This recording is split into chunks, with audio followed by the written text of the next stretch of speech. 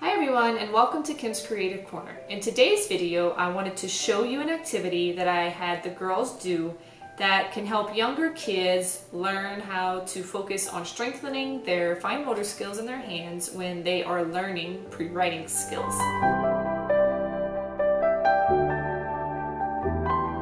So the most important thing I would think is getting some sort of container or tray that your kid can put their stuff on so that it stays contained and they know where the boundary is of keeping the material that they're playing with.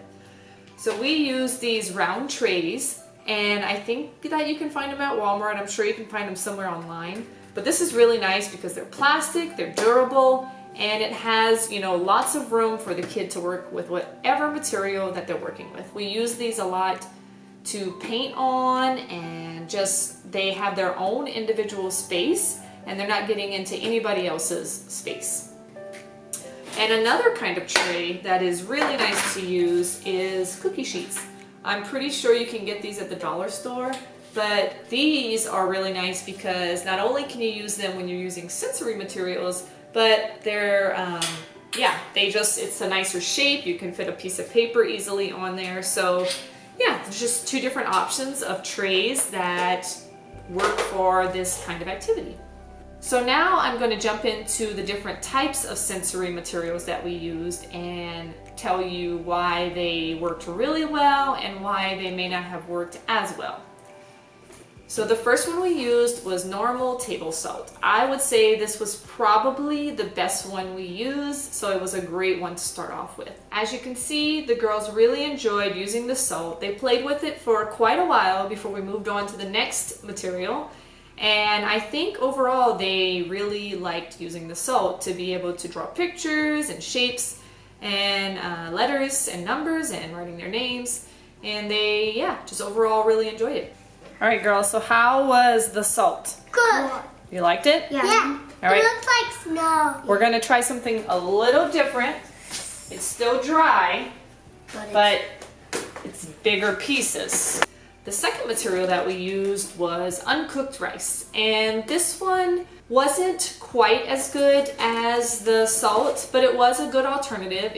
I think the rice would probably be better just for like in a sensory table where they can dig in it, scoop it up, put it in buckets, and really manipulate it with their hands rather than trying to write in it with their finger. The girls did enjoy playing with the rice, as you can see in the video, but I think comparing it to the salt, they really did enjoy the salt better when it came to being able to write in it compared to playing with it. All right, girls, how was the rice? Good. It smelled yummy. I almost wanted to eat raw. But you said it wasn't easy to write in? Yeah. Compared to the salt? Yeah, because the salt's like thinner and the rice is like thicker. Yeah. After the rice, we tried our mixture of beans that we had in our sensory table from my intro, if you watched that one. And the girls absolutely loved the beans when they were in the sensory table. They loved digging it up, putting it in buckets. It was just really, really fun for them to be able to feel the texture and just play with it however they wanted to. But when it came to putting it on the tray, as you can see in the video, it did not work as well as the salt or even the rice. Even though they were able to write in it a little bit, it was still just a little bit too bulky to make the fine lines as if they used in the salt. And then after the beans, we used sand. And while sand would normally be just as good as using salt, this sand that we used is the kinetic sand. And as you can see, this sand is definitely not grainy like normal sand.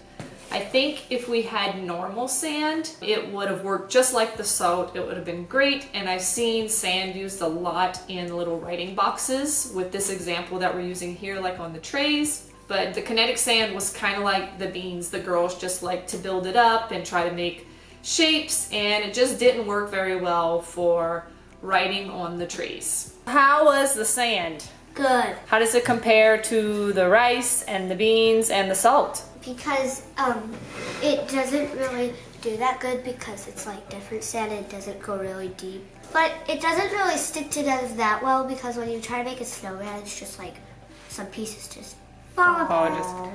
so it's more just fun to like feel it. Another favorite that you find a lot in preschool classrooms is the next thing we used, shaving cream. And this is super cheap. You can find it at the dollar store. This one's from Walmart. I think it was like 98 cents. But this one, while it is messier than all of the other materials we've used so far, it is very easy for kids to write in. So if you don't mind a mess, this one works very well. And it's easy to wash off, even though it is messy. Don't even need to use soap, just rinse your hands and you're good to go. But as you can see in the video, the girls were able to write their names very easily, even though their hands were super messy. I think they enjoyed it and they had a lot of fun with it. How was the shaving cream? Good. It was easy to write in, right? Yeah, and I think, because I was able to write with my left hand. Yeah, and it looked really nice, huh?